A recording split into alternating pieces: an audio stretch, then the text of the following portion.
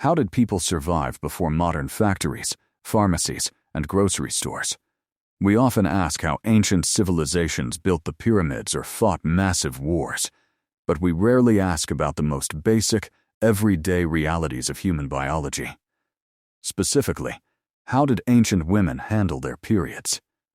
Imagine living thousands of years ago, in a world with no grocery stores, no disposable pads, no tampons, no running water, and absolutely no understanding of modern hygiene.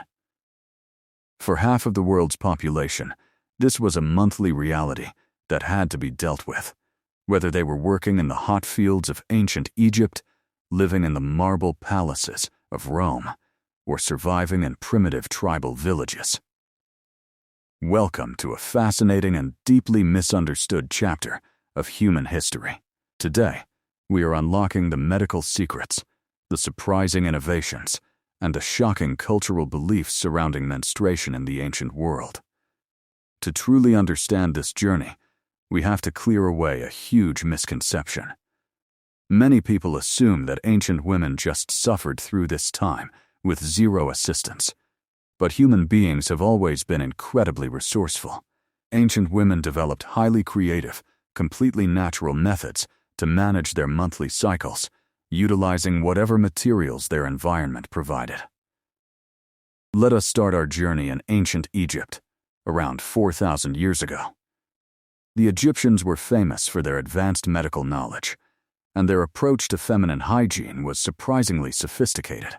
They did not have cotton pads, but they had access to one of the most versatile plants in human history, papyrus. Papyrus was a tough, fibrous water plant used to make paper, boats, and mats. Egyptian women discovered that if they soaked sheets of papyrus in water to soften the fibers, they could mold them into smooth, absorbent materials. Medical historians believe that upper-class Egyptian women used these softened papyrus fibers as a primitive, completely natural form of internal protection. For the average citizen who couldn't afford papyrus, soft flax or linen cloth was washed, rolled up, and reused month after month. Moving across the Mediterranean Sea to ancient Greece, the brilliant physician Hippocrates documented various medical practices, but the reality for women was much more rugged. Greek women often turned to wood and lint. They would take small, smooth pieces of wood and wrap them tightly in soft layers of lint or wool to create a secure, absorbent device. Meanwhile, in the grand empire of ancient Rome, women preferred the natural softness of wool. Wealthy Roman women used high-quality wool pads attached to their undergarments, while less wealthy women used rags or whatever soft fabrics were available. But materials were only half the battle. In many ancient cultures, the physical reality of a period was viewed through the lens of mystery, magic, and intense superstition. Because ancient people did not understand the science of ovulation or hormones, a bleeding body that did not die was seen as something deeply supernatural. In ancient Rome, the famous writer Pliny the Elder wrote extensively about the supposed magical powers of a menstruating woman. According to Roman folklore, it was believed that if a woman on her period walked through a garden, the crops would instantly wither, iron tools would become blunt, bees would abandon their hives, and mirrors would turn dull. While this sounds incredibly unfair and superstitious to us today, it shows just how much awe and fear the ancient world held for this natural biological process. Because of these superstitions, many ancient cultures developed the practice of menstrual isolation. In various tribal societies across ancient Asia, the Americas, and Africa, women would leave their families and live in a specially designated menstrual hut for the duration of their cycle. To modern eyes, this looks like punishment or banishment. However, historical anthropologists have uncovered a surprising twist. For many ancient women, these huts were actually a much-needed break from the grueling, non-stop physical labor of daily village life. Inside the huts, women were completely exempt from cooking, farming, and carrying heavy water. They spent the time resting, sharing stories, practicing traditional crafts, and supporting one another away from the demands of men. It was, in a strange way, an ancient form of a wellness retreat. But what about the intense physical pain? Cramps, fatigue, and headaches have existed since the dawn of humanity. Without access to modern painkillers like ibuprofen or heating pads, how did ancient women manage the agony of a difficult cycle?